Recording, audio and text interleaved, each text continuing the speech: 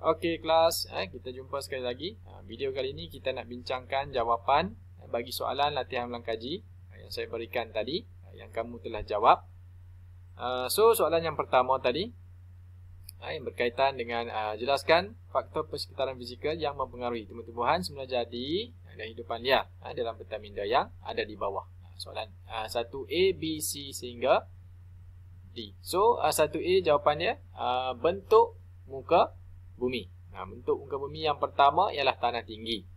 Melebihi 1200 bagi hutan gunung, kurang daripada 1200 iaitu hutan hujan tropika. Kemudian yang kedua, bentuk muka bumi yang kedua tanah pamah. Hutan paya, air tawar. Okay, kemudian hutan pantai berpasir, hutan pantai, pinggir pantai berpaya, hutan paya, air masin. Okay, kemudian B. Okey, tadi A sekarang B iaitu iklim. Okey, bagi iklim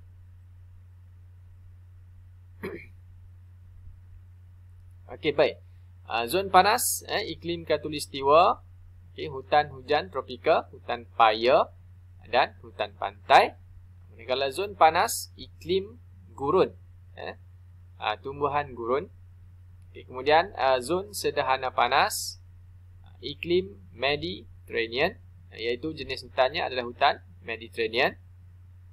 Kemudian zon sederhana sejuk, iklim Siberia. Okey, hutan pokok konifer kan.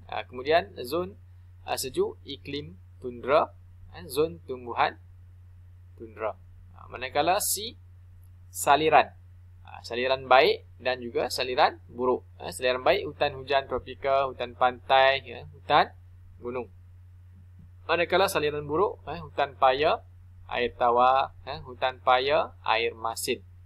Dan di tanah alluvium, hutan hujan tropika, tanah latrit, hutan gunung, tanah gambut, hutan paya, air tawar. Kemudian tanah liat ataupun lempung, hutan paya, air tawar, tanah liat. Okey, baik. Kemudian yang kedua,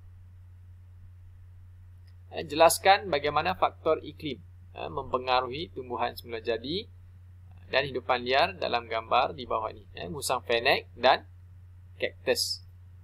Okey, musang fenek dan kaktus. Gambar tu. Okey, jawapan dia. Musang fenek dan kaktus hidup di kawasan gurun panas. Iklim di gurun panas ni adalah yang ekstrim. Hujan kurang dan turun sekali-sekala. Jumlah hujannya sekitar 250 mm setahun. Okey, julat suhu pula besar. Tumbuhan dan hidupan liar contohnya seperti kaktus dan musang fenek tadilah yang mempunyai ciri-ciri tertentu yang boleh dia hidup di kawasan gurun panas. Okey, ciri-ciri dia, kaktus mempunyai batang yang bersalut lilin bagi mengelakkan kehilangan air. Okey, proses transpirasi pada suhu yang panas. Sebab itu badannya bersalut seperti lilin. Tujuannya adalah untuk mengelakkan daripada kehilangan air. Okey. Baik, batang dia warna hijau.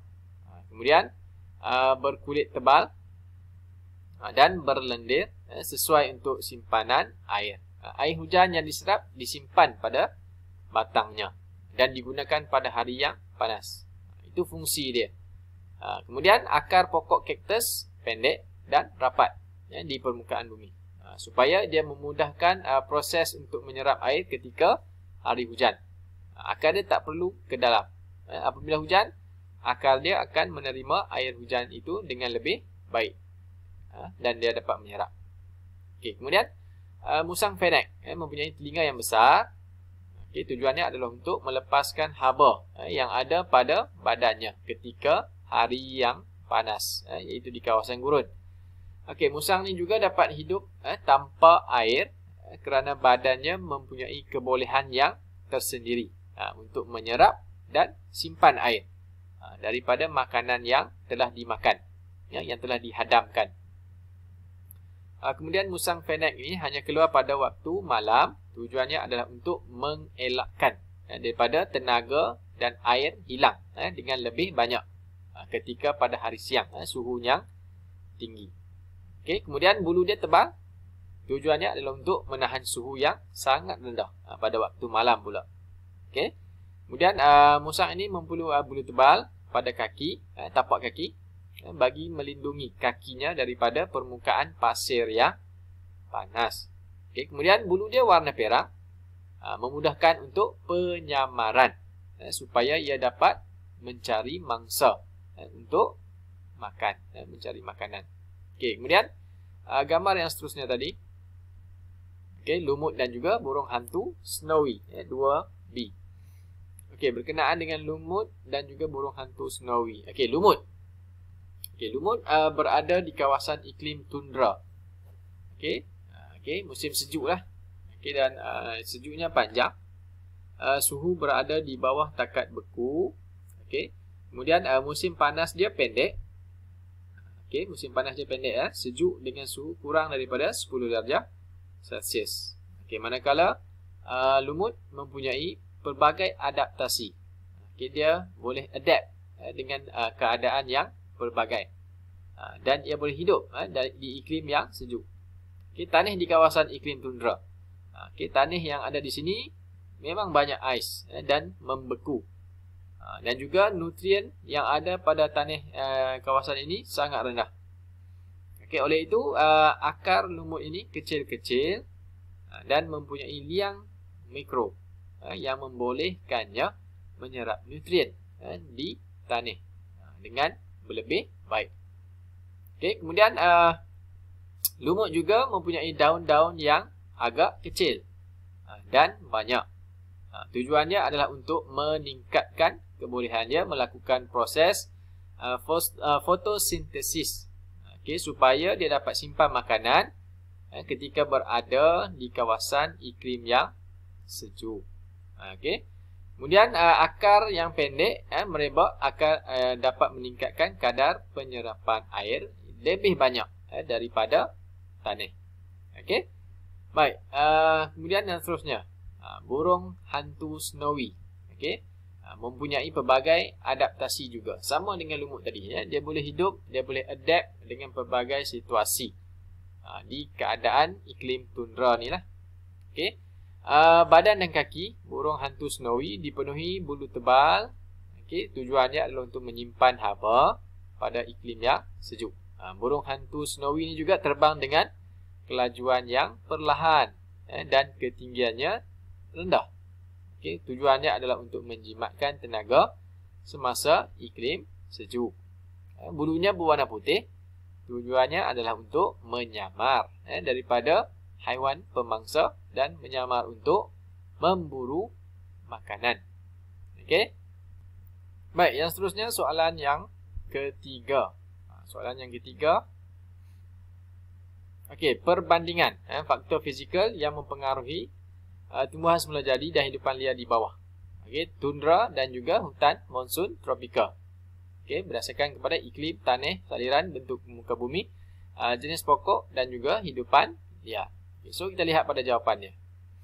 Okey, bagi tumbuh-tumbuhan tundra, okay, di iklimnya musim sejuk panjang, suhu berada di bawah takat beku. Musim panas pendek dan sejuk, suhu kurang daripada 10 darjah Celsius. Manakala tanah dia tanah beku dan cetek, saliran dia buruk. Okey, bentuk muka bumi tanah tinggi, kawasan gunung tanpa pokok. Okey, jenis pokok dia lumut, liken, rusinga dan beberapa contoh lagi yang kamu dapat lihat di buku teks. Kemudian hidupan liar, okey, kamu boleh baca di sinilah, walrus, marmot, singa laut, burung hantu Snowy, karibu, burung kutub dan sebagainya. Manakala hutan monsun tropika mengalami satu musim kering, satu musim lembap yang nyata. Okay, jumlah hujan tahunan kurang daripada 2000 mm. Suhunya tinggi 26 darjah Celsius. Okay, tanah dia pula jenis laterite. Okay, saliran baik. Terdiri daripada bentuk muka bumi. Terdiri daripada kawasan tanah tinggi, tanah pamah dan sungai. Pelbagai bentuk muka bumi. Okay, berbanding dengan tumbuhan tundra tadi. Tanah tinggi saja. Kemudian jenis pokok jati, penaga buluh dan pelbagai banyak lagi. Kemudian hidupan liar harimau, gajah, burung, rama-rama dan sebagainya. Okay, so yang seterusnya, Soalan yang keempat, bagaimana tumbuh-tumbuhan semula jadi dan hidupan liar di bawah ini dapat menyesuaikan diri di kawasan yang berpaya. Okey, baik, kita lihat di sini. Pokok bakau hidup di kawasan air bertakung dan dapat menyesuaikan diri dalam kawasan tanah lumpur, kurang oksigen dan sebagainya. Akar pokok dia terdiri daripada akar ceracak, jangkang, akar banil. Pokok bakau mempunyai kebolehan menapis garam, sebab itu pokok yang kuat.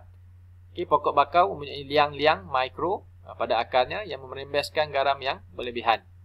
Okey. Kemudian kedua-dua ciri pokok ini membolehkan akar pokok bakau menafas dalam keadaan tenggelam walaupun dia ada dalam kawasan air yang dalam. Waktu air pasang, paras air akan meningkat. Okey, pokok akar dia tetap boleh menafas walaupun dalam keadaan yang tenggelam. Okey. Akar dia juga dapat melindungi pokok bakau daripada termusnah akibat banjir dan ombak besar. Okay, pokok bakau juga mempunyai kaedah pembiakan yang unik, iaitu biji benih pokok bakau akan mula tumbuh semasa masih berada di pokok induk. Okay, biji benih dia akan jatuh ke atas air, terapung. Kemudian air akan surut, air surut, air akan cetek. Okay, dia akan berada di kawasan tanah lumpur tersebut. Okay, kemudian dia akan teruslah, akan tumbuh hidup dan sebagainya. Kemudian bagi haiwan tadi, gambar buaya. Buaya dapat menyesuaikan diri dalam kawasan yang berpaya kerana hidung, mata, telinganya terletak di bahagian atas supaya ia dapat mendengar, melihat, bernafas ketika seluruh tubuh terendam di dalam air. Okey. Ciri ini memudahkan buaya untuk mencari mangsa. Apabila buaya tenggelam dirinya di dalam air, terdapat lapisan kulit yang menutupi telinganya daripada dimasuki air. Kemudian selain itu juga terdapat selaput yang bertulang pada tekak buaya tersebut yang membolehkan buaya makan dan juga bernafas ketika di dalam air tanpa lemas. Itu kelebihan dia, binatang yang kita panggil sebagai buaya yang hidup di kawasan yang berpaya, paya air tawar. Okey. So itu adalah perbincangan jawapan bagi bab yang ketiga, latihan yang kita buat ni. Okey.